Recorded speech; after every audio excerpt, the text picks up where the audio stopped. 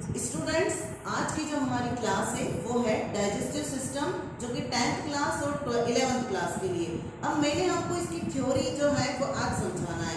मैं आपका इसका डायग्राम आपको पहले समझा चुकी हूँ। थ्योरी समझने से पहले एक बार हम फिर से रिवीजन कर लेते हैं। आप देखिए इसमें कौन कौन से पार्ट्स होते हैं।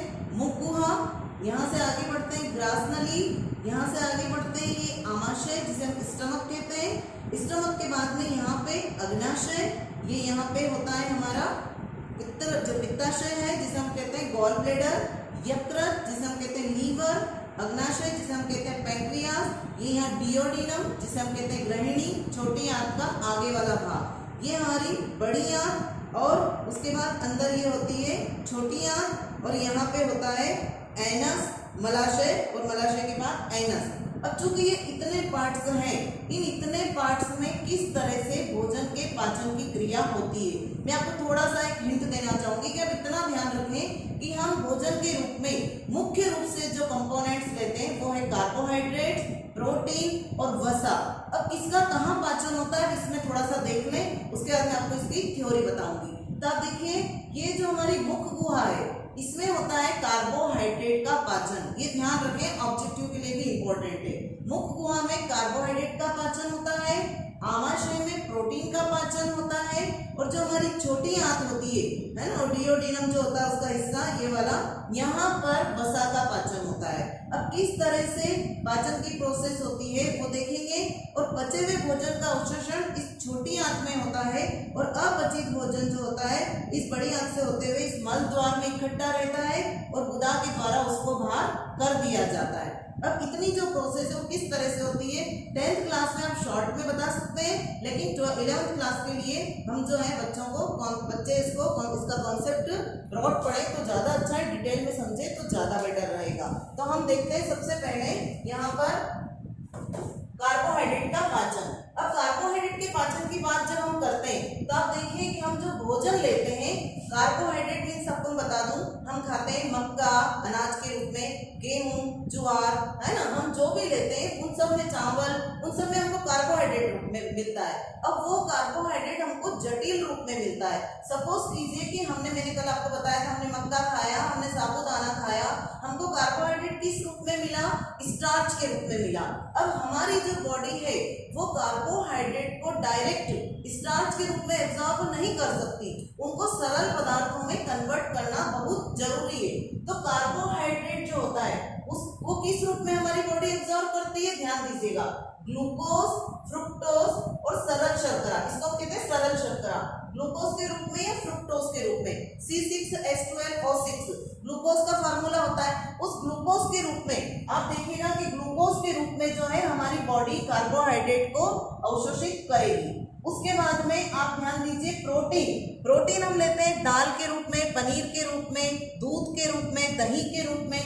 हमारी बॉडी डायरेक्ट प्रोटीन को एब्जॉर्ब नहीं करती, वो जटिल पदार्थों को कभी भी एब्जॉर्ब नहीं करती, तो किस रूप में करेगी वो, अमीनो अम्ल के रूप में, पेप्टोन तथा अमीनो अम्ल के रूप में। तो आपने देखा कार्बोहाइड्रेट को हमारी बॉडी किस रूप में एब्जॉर्ब करती है, ग्लूकोज के रूप में, प्रोटीन को किस रूप में करती है, अमीनो अम्ल के रूप में, और वसा मतलब जितनी भी चिकनी चीजें खाते हैं, घी हुआ, तेल हुआ, चर्बी वाली जितनी भी चीजें होती, फैट्स वाली, वो सब जो है, बटर भी आता है उसमें, तो इनको जो है वसीय अम्ल तथा ग्लिसरॉल के रूप में एब्जॉर्ब करती है। तो अब हमको क्या करना पड़ेगा कि मैंने आपको जितने भी पाचन तंत्र के पार्ट्स बताए वो सब इसमें महत्वपूर्ण भूमिका निभाते हैं, और कोई तो है जो कार्बोहाइड्रेट को ग्लूकोज में कन्वर्ट करता है, कोई पार्ट है जो कि प्रोटीन को अमीनो अम्ल में कन्वर्ट करता है, और कोई पार्ट है जो वसा को वसीय अम्ल तथा ग्लिसरॉल में कन्वर्ट करता है, और फिर हमारी बॉडी एब्जॉर्ब करती है, और सारे पोषक तत्वों जो है हमारी बॉडी को मिल जाते हैं, और ब्लड के माध्यम से हमारी पूरी बॉडी में सर्कुलेट करते हैं, और हमको संपूर्ण आहार मिलता है। तो सबसे पहले मैं बात करूंगी कार्बोहाइड्रेट की। मैंने आपको बताया था कि मुख गुहा ये हमारी पूरी बक्कल कैविटी है। मुख और गुहा मतलब अंदर खाली स्थान। इस बक्कल कैविटी के अंदर क्या होता है, इसके अंदर 3 जोड़ी लार ग्रंथियां बताई थी मैंने आपको, पहली बताई थी पैरोटिड, सबलिंगुअल और सब मैक्सिलरी। ये लार ग्रंथियां लार का स्त्राव करती है। तो ये लार ग्रंथियां जो लार का स्त्राव करती है, उन लार में क्या क्या होता है, तो देखिए इसमें लाइसोजाइम होता है जो कि एक प्रकार का, ये सब एंजाइम्स है, लाइसोजाइम, टाइलिन, डायस्टेज और म्यूकस। याद रखिएगा, हमारी इस बक्कल कैविटी में लार ग्रंथियों के द्वारा जो लार निकलती है 1 से 1.5 लीटर लार रोज निकलती है, और उसमें जो एंजाइम्स होते हैं लाइसोजाइम, टाइलिन, डायस्टेज और म्यूकस। अब आप कार्य देखिए क्या क्या है। लाइसोजाइम को हम कहते हैं जीवाणुनाशी, ये जीवाणुओं का नाश करता है। आपने देखा होगा कि दोपहर के सब पूरे दिन भर ये क्या होता है, एक्टिव रहता है। जैसे आपने देखा, हम कहीं से भी आए, मैंने आपको बताया था, हमने हाथ धोए नहीं, कोई प्रसाद दे रहा है तो हम ऐसे हाथ करते हैं, लिया और खा लिया, तो जीवाणु अंदर चले गए। अब उन जीवाणुओं को नष्ट करने के लिए ये लाइसोजाइम एंजाइम है हमारे मुंह में, जो जीवाणुओं को वहीं खत्म कर देता है। लेकिन आपने एक बात पे गौर किया होगा कि हम सवेरे उठते हैं तो हमारे मुंह से एक प्रकार की स्मेल आती है, बदबू आती है। क्यों आती है? क्योंकि रात के समय इसका स्त्राव सिक्रेशंस नहीं होता है, कम होता है, तो जिसके कारण जीवाणु जो होते हैं हमारे सारे दांतों पे जम जाते हैं, इसलिए हमारा मुंह जो है वो स्मेल मारता है। टाइलिन और डायस्टेज ये मुख्य काम करते हैं। जैसे हमने साबूदाना खाया, मक्का खाया, उस रूप में हमने खाया कार्बोहाइड्रेट, क्या मिला उससे हमको? स्टार्च। पर हमारी बॉडी इसको एब्जॉर्ब करने के लिए रेडी नहीं है, तो इस स्टार्च को ग्लूकोज में बदलना जरूरी है। और कौन बदलेगा? टाइलिन और डायस्टेज, ये दोनों इसको ग्लूकोज में परिवर्तित कर देते हैं। फिर हमारी जो है ब्लड में ये मिक्स हो जाता है और पूरी बॉडी में मूवमेंट करता है। म्यूकस भोजन को चिपचिपा बनाता है। चिपचिपा इसलिए बनाएगा कि पूरा एक निवाला तैयार होता है, जिसको हम कहते हैं बोलस। तो ये बोलस तैयार हो गया। अब आगे बढ़े हम, आगे कहाँ बढ़ेंगे हम? आगे जाएंगे, ये यहाँ पे देखिए आप, यहाँ पे मुख गुहा में पाचन हुआ किसका? कार्बोहाइड्रेट का। बोलस तैयार हुआ, बोलस को निवाले के रूप में कहते हैं, निवाला ही बोलस है। ये आगे बढ़ा इस ग्रास नली में, सेकंड नंबर पे। पहला मुख गुहा में पाचन हुआ कार्बोहाइड्रेट का, सेकंड नंबर पे ग्रास नली। अब इस ग्रास नली में आप देखिए क्या होगा। ग्रास नली में कोई पाचन की क्रिया नहीं होती है, यहाँ पे केवल क्रमानुकुंचन गति होती है, और इस तरह से आगे गति होते होते धीरे धीरे भोजन खिसकता जाता है, और बहुत धीरे धीरे खिसकता है और आगे बढ़ जाता है। अब ये होती है 25 सेंटीमीटर लंबी। अब आगे बढ़ा यहाँ पे, तो अब आगे बढ़ने के बाद में कहाँ जाएगा ये भोजन? आमाशय में। क्योंकि आप देख लीजिए इस डायग्राम में कि उसके जस्ट बाद यहाँ है आमाशय, तो ये आमाशय में चला गया यहाँ पे। अब मैं आपको यहाँ पे इसी को डायग्राम के थ्रू बताऊंगी। ये आप देखिए मुख गुहा, यहाँ पे दिख रही है मुख गुहा, जिसको हम कहते हैं बक्कल कैविटी।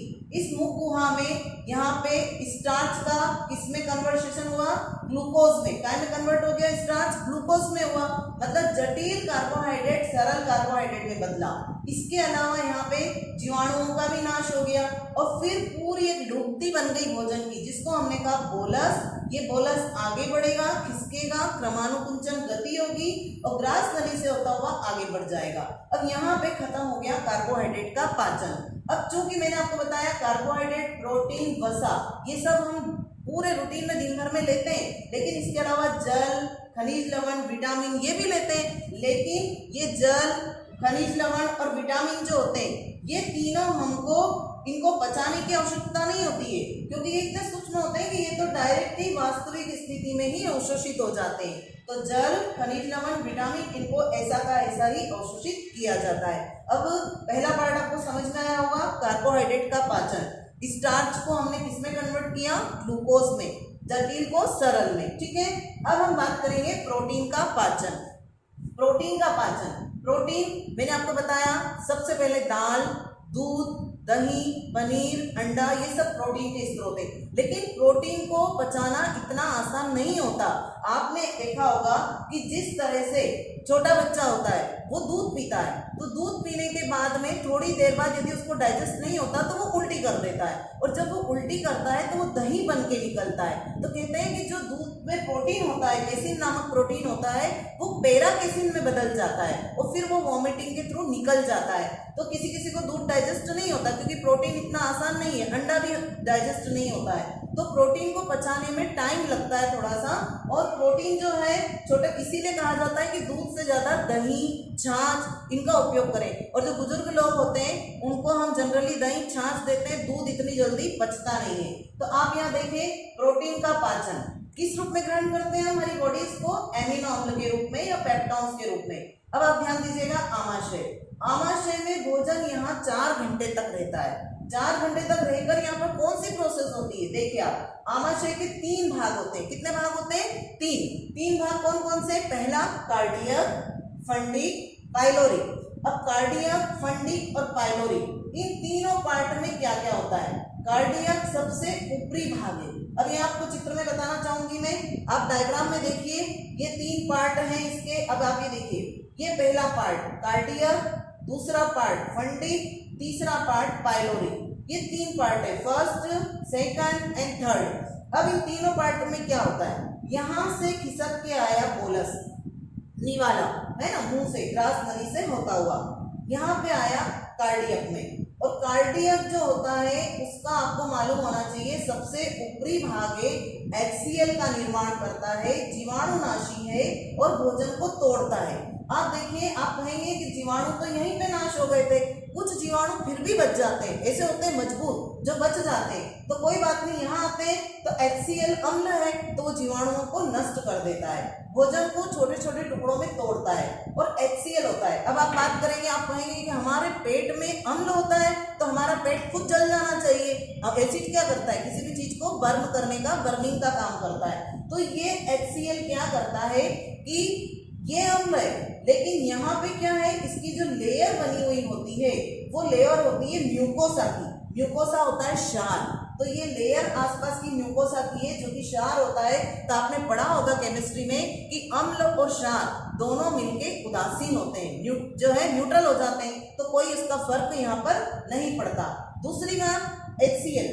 अब क्या हुआ, कभी कभी क्या होता है, जैसे हम शादी पार्टी में जाते हैं तो हम क्या करते हैं, बहुत अच्छे से मनपसंद जो भी खाना मिलता है उसको खा लेते हैं। खाने के बाद हमको घर आके लगता है कि बहुत ज्यादा हाइपर एसिडिटी हो रही है, और एसिडिटी होती है तो क्या होता है, जितना ज्यादा आप खाना खाएंगे उतना ज्यादा HCl बनेगा, अम्ल का स्त्राव उतना ज्यादा होगा, तो वो एसिड मुंह में आता है समूह को, है ना। फिर कभी कभी हमको वोमिट भी हो जाती है। तो जो वोमिट होती है उस वोमिट में क्या निकलता है, यहाँ पर जो भोजन पचता है, जो लुगदी बनती है उसको कहते हैं काइम। आमाशय में जो भोजन पचता है उसकी जो लुगदी तैयार होती है वो काइम, और वो काइम ही वोमिटिंग में बाहर निकल जाती है। तो क्या होता है कि जैसे ही उल्टी हुई, हाइपर एसिडिटी हुई, तो हम यहाँ पर क्या करते हैं, हम यहाँ पर सब कहते हैं, आपने एडवर्टाइजमेंट में सुना होगा, हम इनो लेते हैं, गैसोफास्ट लेते हैं। तो इनो और गैसोफास्ट, ये इनो जो होता है वो होता है मिल्क ऑफ मैग्नीशिया, है ना, MgOH2, इसका जो है MgOH2 होता है, MgOH2 होता है मैग्नीशियम हाइड्रोक्साइड। तो इसमें मिल्क ऑफ मैग्नीशिया में क्या है, OH है, और यहाँ पे क्या है, अम्ल है तो H है। तो ये H और OH, अम्ल और क्षार दोनों मिलके हो जाते हैं उदासीन, इसीलिए इनो असर करता है और हमको जो है वहीं पर रिलैक्स होता है। तो इसलिए HCl का काम है एसिडिटी को बढ़ाना, क्योंकि जितना ज्यादा आप भोजन डट के करेंगे उतनी मात्रा में अम्ल का स्त्राव होगा और उतनी मात्रा में एसिड बनेगा। तो हमको यहाँ पर लेना है मिल्क ऑफ मैग्नीशिया, मतलब इनो, या फिर इससे रिलेटेड आप और भी कोई भी कंपोनेंट ले सकते हैं जिससे कि अम्ल और क्षार मिले और उदासीन हो जाए। तो यहाँ पर जिस तरह से कार्डियक का काम बताया मैंने आपको, ये पहला पार्ट कार्डियक जिसमें HCl निर्माण होता है, जीवाणुनाशी भोजन को तोड़ता है। सेकंड पार्ट है फंडिक, ये फंडिक, इस फंडिक में यहाँ पे दूसी नामक ऐसे कांटेनुमा उभार होते हैं। ये भूख लगने पर हम कहते हैं ना हमारे पेट में चूहे दौड़ रहे हैं, चूहे मतलब ये रूसी नामक संरचना चुभती है, हमें एहसास करवाती भूख का। यहाँ पे हमको भोजन जो है वो ये क्या करता है, रोक कर रखता है ताकि इसको भूख का एहसास न हो। थर्ड पार्ट है पाइलोरिक। पाइलोरिक, इसमें जठर रस होता है। जठर मतलब आपको बता चुकी हूँ, जठर मतलब भी आमाशयी होता है, इंग्लिश में इसको कहते हैं स्टमक। तो जठर ग्रंथियों का स्त्राव जो है, इससे जठर ग्रंथियों से जठर रस का स्त्राव होता है। अब जठर रस में क्या होता है, क्या निकलता है, आप देखिए जठर रस में 2 एंजाइम्स होते हैं। पहला होता है रेनिन। रेनिन क्या करता है, दूध को दही में बदलता है। मैंने बताया ना कि छोटा बच्चा जैसे दूध पीता है उसके बाद वॉमिटिंग करता है तो उसमें जो है फटा हुआ दही रहता है, मतलब दूध का केसिन जो होता है वो पैरा केसिन में बदल जाता है। बदलता कौन है, रेनिन नामक एंजाइम। दूसरा है पेप्सिन। पेप्सिन क्या करता है, प्रोटीन को पेप्टोन में बदलेगा। प्रोटीन को और सरल पदार्थ में बदलेगा पेप्टोन में, लेकिन अभी भी इसको एमिनो अम्ल में बदलना जरूरी है, वो आगे जाके बदलेगा। तो ये पेप्सिन प्रोटीन को पेप्टोन में परिवर्तित कर देता है। तो यहाँ पे अमीन जो हमारा प्रोटीन था वो पेप्टोन में परिवर्तित हो गया। आप देखिए कि प्रोटीन जो है कहाँ में परिवर्तित हुआ, पेप्टोन में। यहाँ पे हमने देखा था कार्बोहाइड्रेट किसमें परिवर्तित हो गया था, यहाँ पे ग्लूकोज में। प्रोटीन किसमें परिवर्तित हो गया, यहाँ पे पेप्टोन में। किसके द्वारा हुआ, पेप्सिन के द्वारा। तो इतना आप यहाँ तक प्रोटीन का पाचन आपने समझ लिया। अब हम ध्यान देते हैं वसा। वसा मतलब चिकनाई, घी, तेल, जितना भी बटर है, हम फैट्स के रूप में जो भी लेते हैं, नॉनवेज है, वो सारी चीजें इसी के अंतर्गत आती है। अब ये वसीय अम्ल और ग्लिसरॉल के रूप में इसको बदलना है। तो ये जो पाचन की क्रिया होती है ये होती है छोटी आंत में, लेकिन इसमें मुख्य जो भूमिका अदा करते हैं वो करता है अग्नाशय और एक करता है डियोडिनम, ठीक है, और एक आंतरीय रस। ये जो है छोटी आंत जो करती है, क्या करती है, पाचन का पूर्ण कार्य करती है। इसमें 3 पाचक रस होते हैं। तो 3 पाचक रस जो होते हैं कौन कौन से, पहला अग्नाशयी रस, पित्त रस, आंतरिक रस। अब ये क्या कार्य करती है, छोटी आंत, इसमें पाचन भी होता है और यहीं पे अवशोषण भी होता है। अब छोटी आंत के भाग देखिए आप, इसके 3 भाग होते हैं, कौन कौन से, पहला है डियोडिनम, दूसरा है जेजुनम और तीसरा है इलियम।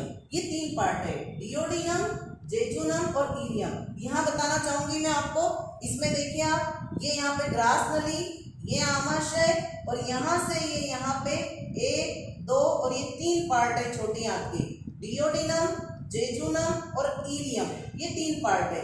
अब इन तीनों पार्ट को यहाँ पे जो है सक्रिय करने का, ये जो यहाँ अग्नाशय है, ये है लीवर, ये है पित्ताशय। अब पित्ताशय और लीवर और अग्नाशय ये तीनों भी यहाँ पे बहुत अधिक पाचन में सहयोग करते हैं। क्या करते हैं ये, इनसे क्या स्त्राव होता है, इसके लिए कुछ ऐसे हार्मोन्स हैं जो पित्ताशय को उत्तेजित करेंगे, कुछ ऐसे हैं जो अग्नाशय को उत्तेजित करेंगे। तो आप देखिए यहाँ पर क्या होता है, मैंने आपको ये बताया कि जो छोटी आंत होती है उसके 3 पार्ट होते हैं, डियोडिनम है ना, फिर जेजुनम और इलियम। और जो छोटी आंत होती है उससे क्या क्या निकलता है, अग्नाशयी रस, उसके अंदर पित्त रस और आंतरिक रस, ये तीनों रस निकलते हैं। अब डियोडिनम जो है उसमें क्या क्या होता है, ये डियोडिनम वाला पार्ट ये देखिए आप, ये छोटी आंत से निकलते हैं। डियोडिनम में एक होता है सिक्रेटिन हार्मोन, कोलिसिस्टोकाइनिन हार्मोन और एंजाइम, इसमें कोई भी नहीं निकलता। सिक्रेटिन हार्मोन क्या करता है, अग्नाशय को उत्तेजित करता है। आप देखिए इस पार्ट से, इतने पार्ट से, ये डियोडिनम से कोलिसिस्टोकाइनिन ये वाला और सिक्रेटिन दोनों हार्मोन निकलते हैं। ये क्या करते हैं, देखिए आप ध्यान दीजिएगा, जो सिक्रेटिन हार्मोन है वो अग्नाशय को उत्तेजित करेगा। ये यहाँ से सिक्रेटिन हार्मोन निकला, अग्नाशय को उत्तेजित करा, पैंक्रियास को। फिर दूसरा कोलिसिस्टोकाइनिन निकला, उसने इस पित्ताशय को उत्तेजित करा। क्यों करा, पित्ताशय को उत्तेजित करा कि पित्त रस का स्त्राव करो। क्यों करो, क्योंकि देखिए ये आमाशय, इस आमाशय में जो भोजन आया वो आया अम्लीय प्रवृत्ति का। कौन सी प्रवृत्ति का, अम्लीय, इसको कहते हैं काइन। अब ये अम्लीय प्रवृत्ति का भोजन आया यहाँ पे, ठीक है, जिसको हम कहते हैं काइन। अब ये छोटी आंत का जो है वो नियम है कि वो कहती है कि नहीं, मुझे अम्लीय माध्यम में भोजन को नहीं लेना है, इसको क्षारीय माध्यम में कन्वर्ट करो। तो क्षारीय माध्यम में कन्वर्ट करने के लिए क्षार का जो है होना जरूरी है। तो क्या करेगा ये, यहाँ पे डियोडिनम वाला पार्ट अग्नाशय को उत्तेजित करेगा। तो आप देखिए अग्नाशय से यहाँ पे पूर्ण पाचक एंजाइम निकलते हैं अग्नाशय से। ये कार्बोहाइड्रेट को भी पचाता है, प्रोटीन को भी पचाता है, वसा को भी पचाता है। तो अग्नाशय से देखिए आप, ये सिक्रेटिन द्वारा उत्तेजित हुआ। यहाँ बता दिया मैंने आपको कि ये सिक्रेटिन हार्मोन डियोडिनम से निकला, इसने अग्नाशय को उत्तेजित किया। इससे हार्मोन कौन कौन से निकले, LAT, L मतलब लाइपेज, A मतलब एमाइलेज, T मतलब ट्रिप्सिन। लाइपेज वसा का पाचन करता है, एमाइलेज स्टार्च का पाचन करता है और ये ट्रिप्सिन पेप्टोन को पेप्टाइड में बदलता है। यहाँ देखिए हमने प्रोटीन का पाचन हुआ था आमाशय में, तो पेप्टोन बना था। इस पेप्टोन को आगे ये ट्रिप्सिन है जो अग्नाशय से निकल रहा है, इसने पेप्टाइड में बदल दिया इसको। तो ये और सरल में बदल गया, पेप्टाइड में बदल गया, है ना। अब देखिए आप, ये तो हो गया अग्नाशय का काम। अब एक और है यहाँ पे हार्मोन जो इस डियोडिनम से निकल रहा है। सिक्रेटिन ने तो कर दिया अपना काम। अब कोलिसिस्टोकाइनिन ये पित्ताशय को उत्तेजित करता है। ये पित्ताशय यहाँ पे, यकृत के पास ही एक थैली नुमा संरचना होती है, पित्त की थैली, बहुत कड़वा, क्षारीय, जिसका पीएच मान होता है 8, है ना, 7 तक अम्लीय होता है, 8 होता है इसका, तो ये होता है पीएच मान इसका, जिसके कारण ये क्षारीय प्रवृत्ति का होता है, बहुत ज्यादा कड़वा होता है। तो यहाँ पे जो कोलिसिस्टोकाइनिन है वो पित्ताशय को उत्तेजित करेगा कि पित्त रस को निकालो। तो यहाँ पे यकृत को तब ये पित्ताशय जो पित्त की थैली है, इससे क्या होगा, पित्त रस का स्त्राव होना शुरू हो जाएगा। तो ये कोलिसिस्टोकाइनिन का काम है पित्ताशय को उत्तेजित करना, जिससे कि पित्त रस का स्त्राव हो, और जैसे ही पित्त रस का स्त्राव होगा तो पित्त रस यहाँ आएगा। अग्नाशय ने क्या करा, 3 हार्मोन निकाले, एलएटी, लाइपेज, एमाइलेज, ट्रिप्सिन, सब छोटी आंत में आ गए। पित्ताशय ने क्या करा, पित्त रस निकाला, वो भी यहाँ आ गया, ठीक है। अब ये सब जब यहाँ पर आ गए तो यहाँ पे वसा का पाचन भी होगा, कुछ मात्रा में जो बचा कुचा है स्टार्च का पाचन भी होगा, कुछ मात्रा में जो बचा है प्रोटीन का उसका पाचन भी होगा। ये सब पाचन, पूर्ण पाचन यहाँ हो जाता है, खत्म। ये यहाँ लिखा है पाचन पूर्ण, तो यहाँ पे आके इस डिओडिनम वाले में पाचन की क्रिया लगभग पूर्ण हो जाती है। फिर अगला पार्ट है, इससे एंजाइम कुछ नहीं निकलता, ध्यान दीजिएगा, ये दोनों हार्मोन है, सिक्रेटिन हार्मोन जो अग्नाशय को मतलब पैंक्रियास को उत्तेजित करता है, कोलिसिस्टोकाइनिन जो इस पित्ताशय को उत्तेजित करता है, एंजाइम इससे कुछ भी नहीं निकलते, और ये सब इस छोटी आंत से यहाँ से निकलेंगे क्योंकि डिओडिनम से निकल रहे हैं हार्मोन।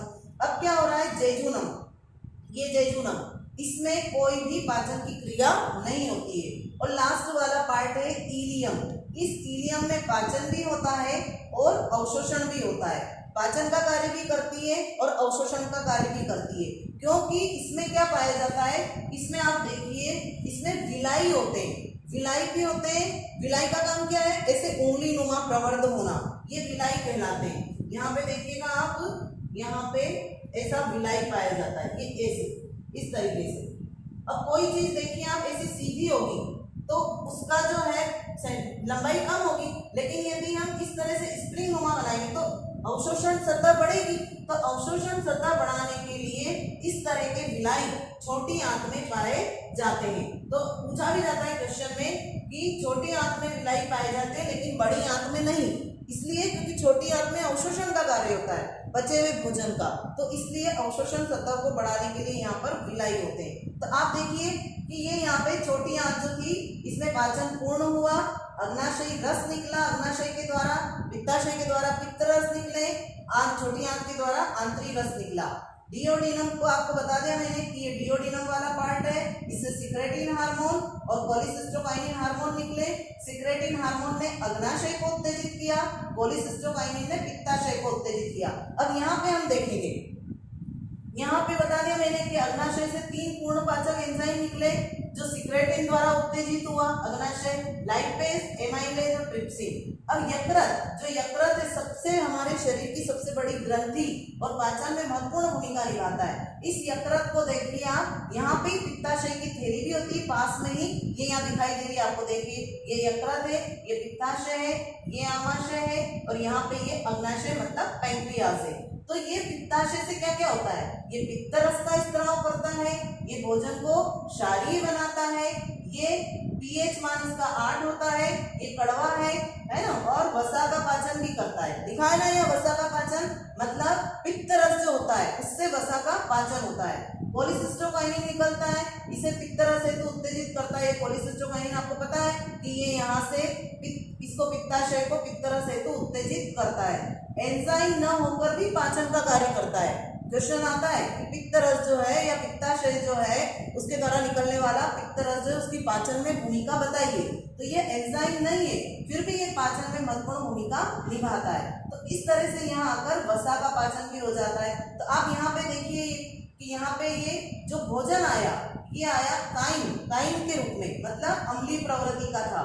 यहाँ पर आने के बाद 4 घंटे रुका रहा, यहाँ भी परमाणुकुंचन गति हुई, अग्नाशय के द्वारा भी कुछ हार्मोन्स निकले एलएटी, और यहाँ पे पित्ताशय के द्वारा भी पित्त रस निकला, ये पिक्तरस जो वसा के पाचन में भूमिका निभाता है, ये तीनों के पाचन में भूमिका निभाता है, कार्बोहाइड्रेट, प्रोटीन और वसा।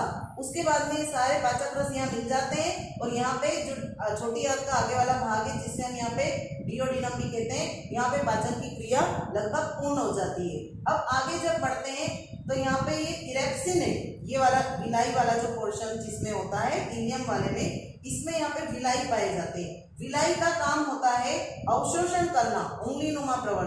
और ये जो है इरेप्सिन नामक एंजाइम है, यहाँ पे ये क्या कर रहा है, ये इरेप्सिन नामक एंजाइम इस पेप्टाइड को बदल देगा अमीनो अम्ल में। मैंने आपको पहले ही बताया था कि प्रोटीन अमीनो अम्ल के रूप में अवशोषित होता है और बहुत पचाना कठिन है उसको, तो उसका पाचन आमाशय में तो हुआ ही सही, लेकिन थोड़ा सा यहाँ पर भी होता है। और जो पेप्टाइड था वो अमीनो अम्ल के रूप में फाइनली यहाँ आकर बदला, कहाँ पे, छोटी आंत के भी आखिरी वाले हिस्से में, डिओडिनम, जेजुनम और इलियम। इस इलियम के आखिरी वाले पार्ट में इरेप्सिन नामक एंजाइम निकला और इस इरेप्सिन नामक एंजाइम ने पेप्टाइड को, ये जो पेप्टाइड था यहाँ पे है ना, जो अग्नाशय चेंज करता है पेप्टोन को पेप्टाइड में, तो इस पेप्टाइड को अमीनो अम्ल में परिवर्तित किया इरेप्सिन नामक एंजाइम ने।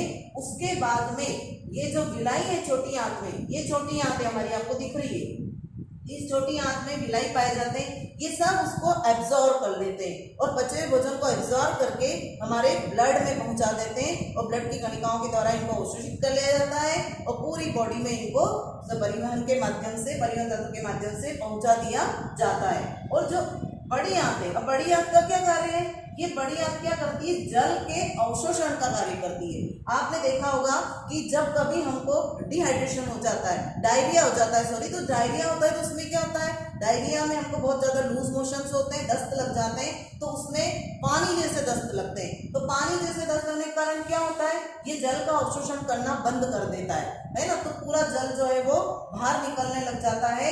और यहाँ पे इसका बड़ी आंत का काम है अपचित भोजन जो होता है उसको इकट्ठा करना, और ये अपचित भोजन यहाँ इकट्ठा रहता है और यहाँ पे मल के रूप में इकट्ठा रहेगा और यहाँ पे ये मल द्वार है, वेना से गुदा द्वार, इससे होता हुआ बाहर कर दिया जाएगा।